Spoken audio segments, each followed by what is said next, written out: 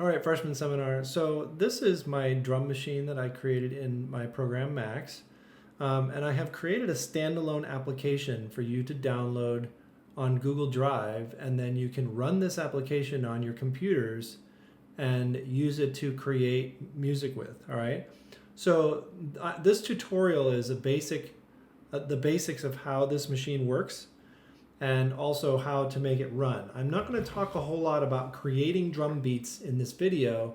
That will be done in class. So if you really want like intricate knowledge about how drum beats are made, how sound is created in terms of drum beats, this is not that video. This is more an instructional video about how this thing works, how to do your assignment, okay? So if we go over to Google Classroom, you can see assignment 3 has been posted, Machina drum machine. And what you need to do is download and run Dr. Leary's drum machine, use it to create a loop that you can then record and upload to Google Classroom. So the idea here is you're going to download my software, you're going to get it up and running and get a drum beat created in it. Then you're going to record that drum beat and upload the audio file that you create as your assignment, okay? And then we'll also share some of these in class, I'm hoping, and we'll go from there. So this video, again, is simply an explanation of how the drum machine works itself, all right? So I have created this Google Drive folder, and I will be sharing it with you in class so you can access it. And you can see what it has in here is three things. A file, this is actually just a folder full of audio files. So there's a bunch of drum beats in there. They're not drum beats, I'm sorry, they're actual drum samples. So individual snare drum hits, individual kick drum hits, individual hi-hats, and so forth that you will use for your projects. The second one, it says machina.zip. This is the actual drum machine, but this is the Mac version, okay? This is just the Mac version. Then the last one is the PC version of this. So they're all different, and I'm going to explain how you download them and use them in this video, okay? So first of all, when I do download these programs, so when you download the version you want, the Mac version, again, Machina, or the PC version, Machina PC, it's going to pop up into your program. So let me now talk about installation. So let me now talk about installation of the drum machine, all right? Getting it up and running and making it work. So what we'll be doing is you need to download it, right? So from Google Drive, you'll download the drum machine. You'll open the zip file, and then the application will be ready, okay? Now you're going to run into a problem. Everyone's machine, a Mac or a PC, they have security firewalls in place to prevent you from launching applications that can damage your computer. And unfortunately, because I made this software, your computer is not going to recognize it and it's not going to want to run it. So this is the way around that. So what we're going to do is after you open the application, if you're on a Mac, you're going to get this window when you try and launch the application. It's going to tell you, and it won't say VirtualBox, it'll say Machina cannot be opened because it's from an unidentified developer, right? So it doesn't recognize me as a developer, and it's preventing the application from opening, all right? So I have to run this, hit OK, and then I have to go into the security and privacy settings on my computer, okay? So if you're on a Mac, let me show you where this is. You're going to go up here to the top, Apple, and click on System Preferences, okay? Again, the Apple System Preferences, and this will pull up your system preferences. Then I go to Security and Privacy, and under the General tab, down here you can see Allow Apps Downloaded From.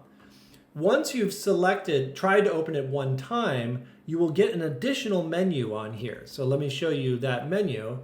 It looks like this. The menu will look like this, but you'll get down here, it'll say Machina was blocked from opening because it is not from an identified developer. I'm going to click the Open Anyways button, okay?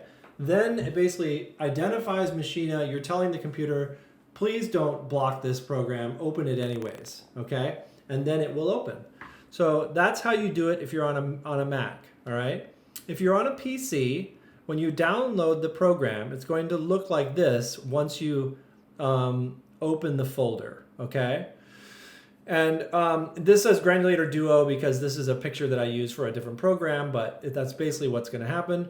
You need to launch the Granulator Duo.exe, and the first thing that's going to happen is it's going to want to extract everything, okay? So when this window pops up, you're going to say extract all, yes. Then you're going to give it a location. You can put it on in your computer, wherever you want, on the desktop, in a folder, and then I click extract, okay?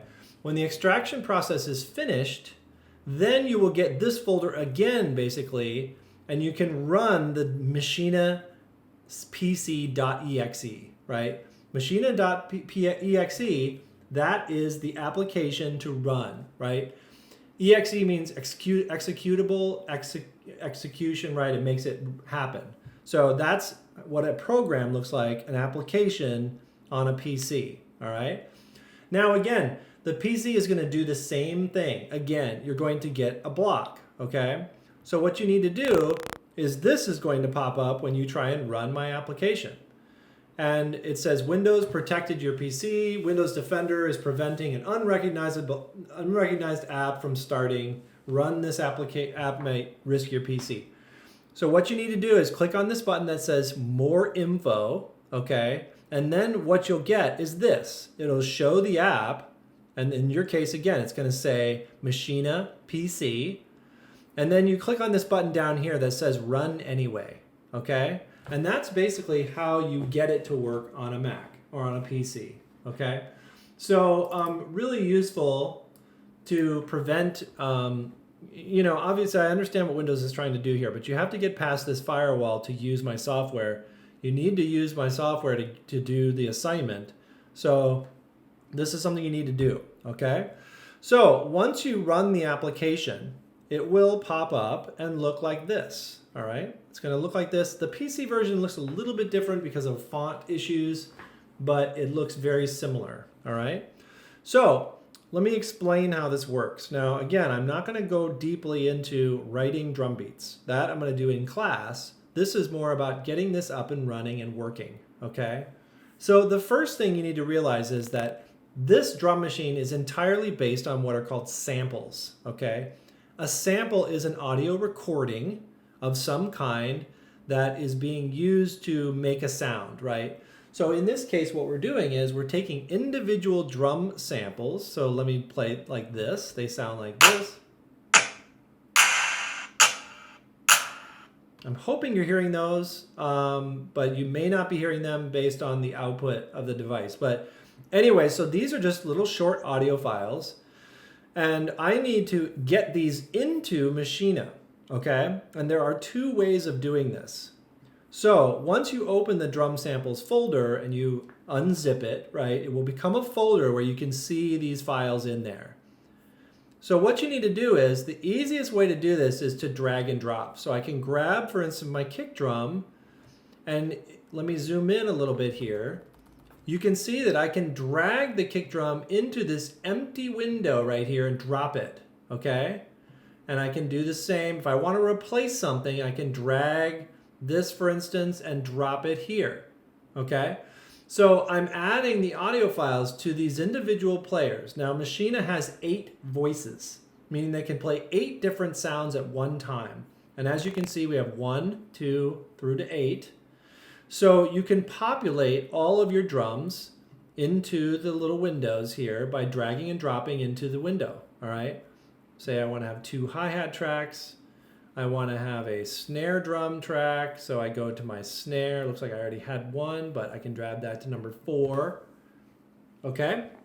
So that is one way of doing this. Another way to add audio files is to go down here to this button that says Library. Okay.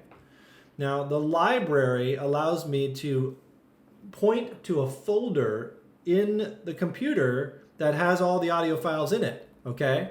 So what I would do is I would click on library, and then this dialog box opens up. Okay. So now I need to navigate to my folder. I'm going to go to desktop, and then I'm going to go to drum samples, and that's it. And then I say open. Okay. Now you'll notice all these names populated into this list, okay? So if I click on this now, I can actually access all of these drum samples at one time, and I can click through them, which is nice and a little bit faster than dragging and dropping into the sound, all right? So if I want to put a hi-hat here or a kick drum, I'll go to kick drum 1, and that's how you set them up, okay? Now, just so you know, this button here that says swap, you'll notice whatever is highlighted in green is going to be the sample that plays. And in fact, watch this. If I hit swap, you can see that it's changing the audio file because I populated this twice, okay? So this can actually be really cool on the fly. You know, I use this to perform a project live with live looping, and I'll show you and share a link with you in class about how to do that. But this is a cool button. It just allows me to switch the samples in real time while it's playing, okay? If I want to delete a sample and have nothing in the sample, I can just hit the clear button, okay? And that will clear out the sample completely and empty the track, all right? So the cool thing too is, you know, I'm not limiting you to the audio files I'm providing. I'm just providing them for ease for you. If you want to try and download some other sounds and drop them in here, knock yourself out. If you want to do some spoken word in here and do something weird, go for it, okay? I'm not limiting you, but this assignment is to make a drum beat, so you might try to use the drum kit as well as some other audio files if you wanted, all right? So let's talk now about getting some sound in here, all right? So if I add these audio files, first of all, it's not going to make sound until I make sure that I have my audio file or my audio settings set up correctly. And I set up my audio files. In fact, let me do this real quick. So let's now talk about the audio setup, getting Machina to actually work inside your computer and make sound. Every audio program has its own inputs and outputs for creating sound and for making noise, all right? So you might know your computer has its own outputs, but also every audio software program has its own outputs. And in Machina, it's no different. I have to set my audio output to make sure that it's coming out my headphones or out my speakers so that I can actually hear something, all right? And you do that in Machina by clicking on this button over here that says Configure DSP, okay? So when I click on this button, it opens a window, which you can see here, okay? And in this window, here's where I'm gonna choose my inputs and outputs, okay? Now for me, for you, you're probably gonna choose your speakers. If you have a MacBook Pro, you choose the speakers. If you have a PC, you choose the speakers. If you have headphones plugged in, you might choose the headphone jack if it's a newer Mac. I'm gonna leave this, I have this especially set up to do this, so I'm sending it to Soundflower, okay? So I'm gonna close this now. All right, guys, so there's one other thing too, I forgot.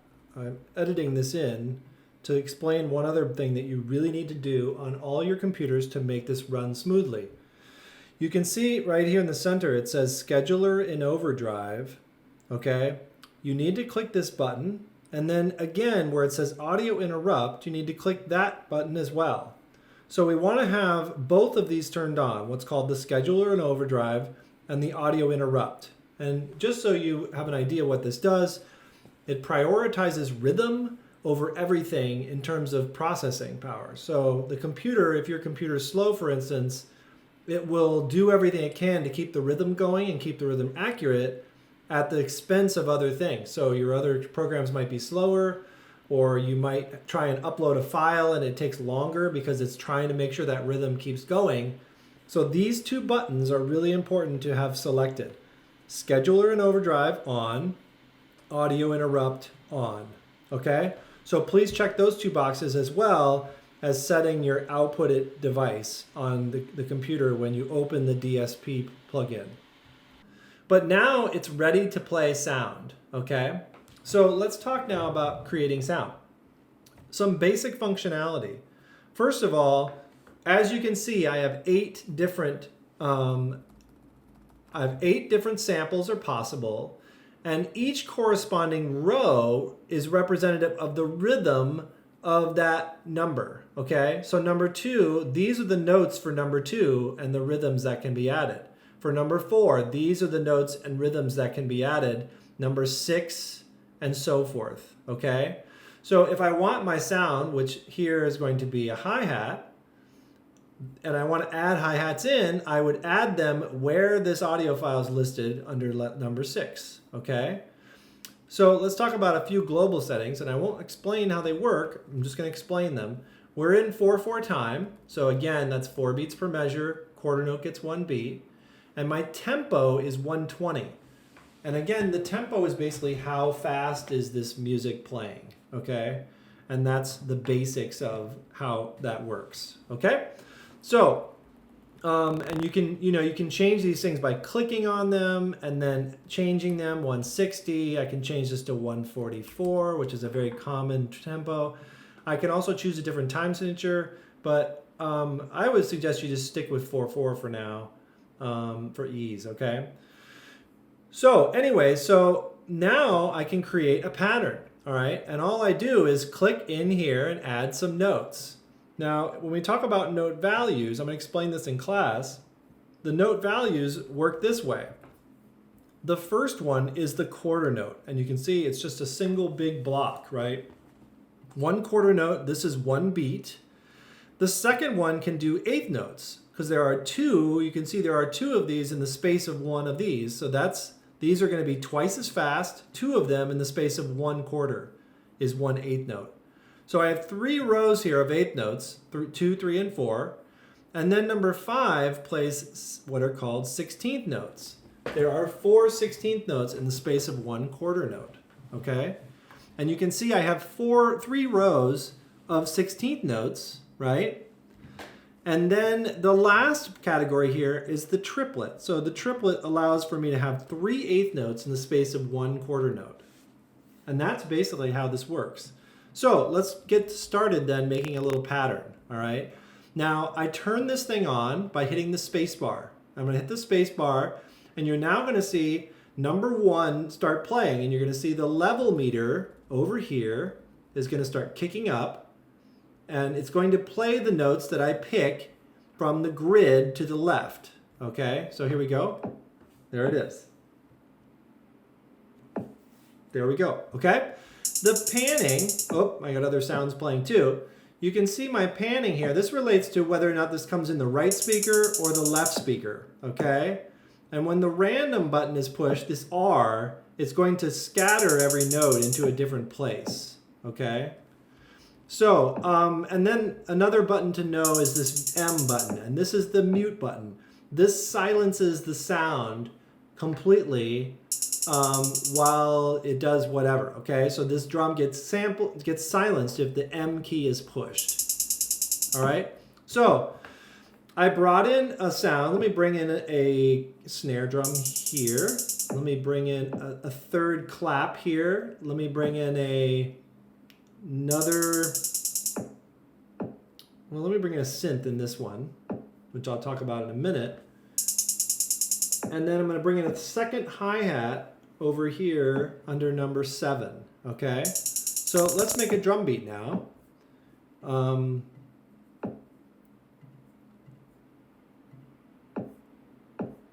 So I just added all these kick drums, and now I'm going to start putting some claps in here.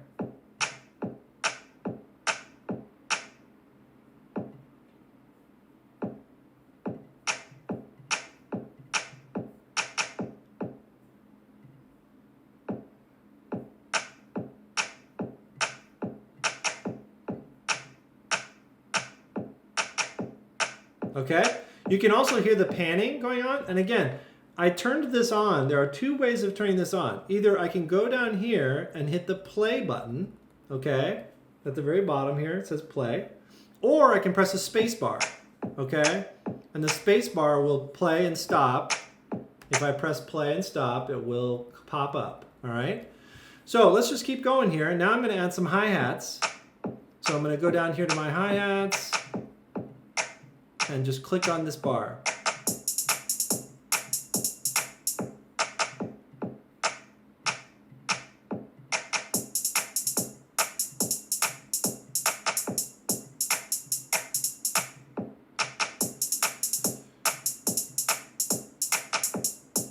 I'm also going to turn on the random panning on.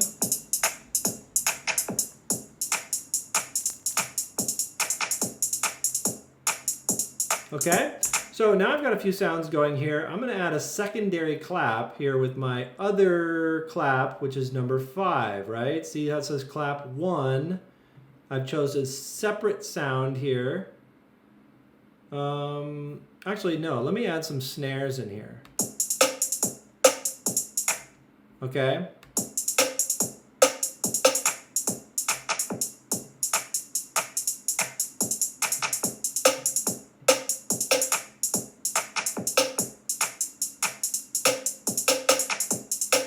Okay, so now I'm just adding complexity by adding more things. And again, in class, I'm going to talk about this a lot. So let me point you to another really cool button here. And it's over here on the far right, this auto, random, and clear. Okay, and you'll see what the random does. Watch this when I hit the random button. I'm going to turn auto off, hit random. It is randomly filling that entire row, right? So every time now, I could have different hi-hats playing as this plays. So listen to this now.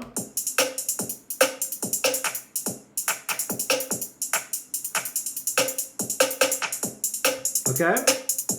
Now, it's not the most compelling drum beat I've ever heard, but whatever.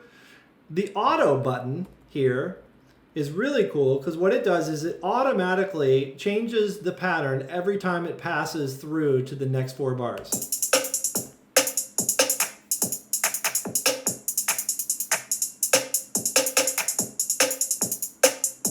So you can see it repopulate every time it goes through.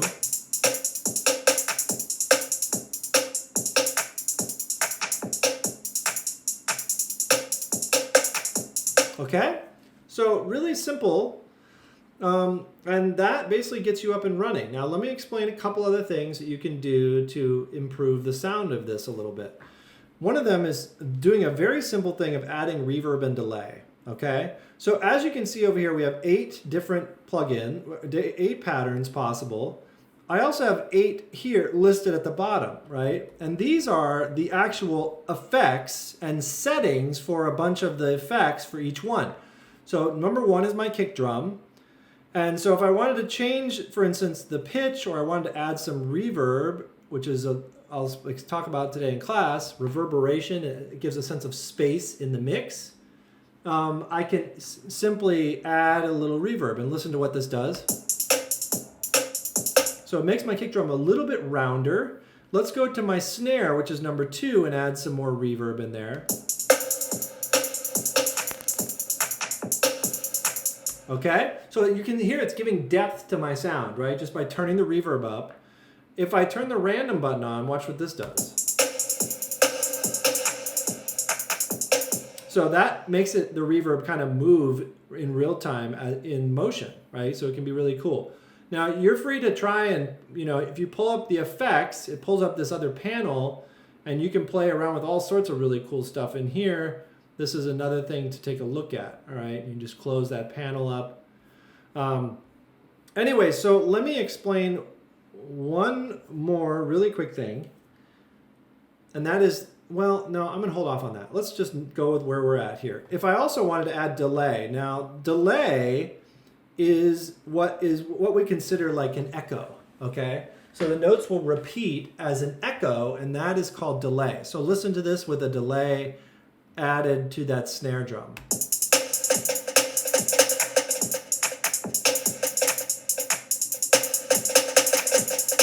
Okay?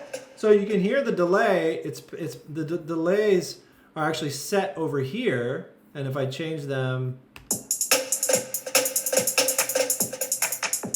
so but that you can hear those repetitions that are being created. Okay, so I'm going to add some reverb and some delay onto my hi-hats, just because it'll make them sound a little warmer, and it'll kind of bring this out a little bit. Let me turn that delay off here.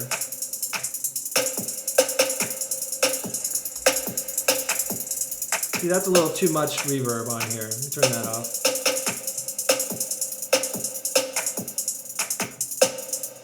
That's a a little better.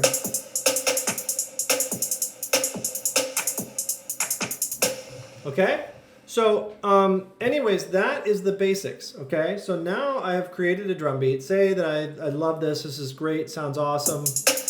I'm pleased with this. I want to make a recording, okay? Because again, the only way you're gonna upload this to me is to record it. So you have to record what Max is playing. You have to record what the drum beat is making into an audio file and then upload that audio file. So this next section is about recording your beat, all right? We've created our drum beat, we like how it sounds, and we want to use it in our project. So what I'm gonna do is I have to, again, record it, right? Remember, I can't upload the drum pattern in any way other than to make an audio file of all of the components together, okay? So I'm gonna do that by going to Drum Machine, and I go to this little area right here that says stereo, okay? And you can also send it multi-channel, but do not do that. That won't work at all. So we want to send this a stereo pair, left and right speaker only, okay? Now, the most confusing thing about this is, you know, we're used to making something, then saving it, right? We make something, you make a Word document, then you save it. You take a picture, then you save it. The opposite is true here. The first thing I have to do is save, because actually what I'm doing when I save is allocating space on the hard drive to save when I am ready to save, okay? So what I'm gonna do, zoom out here, click save, and it's going to pull up a dialog box, all right? And again, this is just a save box, so I'm gonna click in here and write massive beat, okay? This sounds great. I'm also going to expand this out, drop it on the desktop. AIF is fine. You can also save this as a WAV file. I wouldn't save it as anything else except WAV or AIF. And then I'm gonna say, okay, it's gonna save, it's gonna allocate a space on the desktop for a file called massive beat.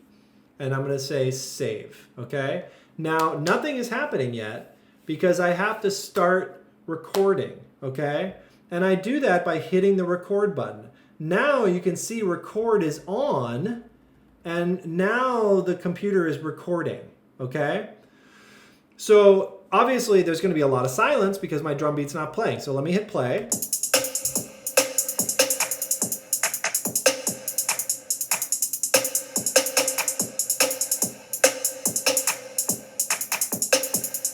We'll do 2 passes and then I'll stop it, okay? Stop. So, and now, incredibly important, if I do not stop the recording, it will not finish writing the file and the file won't work, okay? So if I don't finish the recording process by stopping the recording here, I will not get the recording, the file will not finish writing and it will be broken.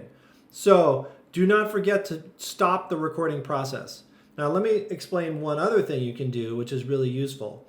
I can actually click this arm button, and what this does is it records, as soon as I hit the space bar, it's gonna start recording. Watch this, space bar.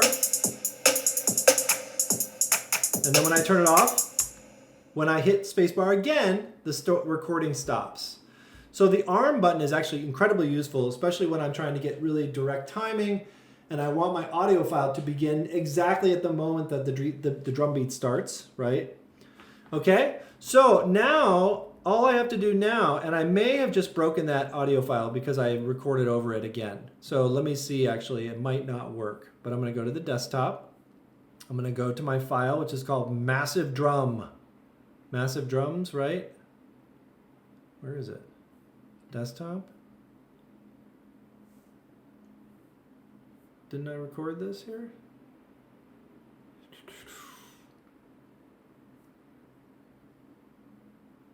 Oh, massive beat. I don't know why it's at the end. You'd think these would be in alphabetical order, but there it is. I'm going to double click on this. And there it is. It's opened up in Amadeus, Amadeus as an audio file. You can see what was recorded, the first bit of what I did.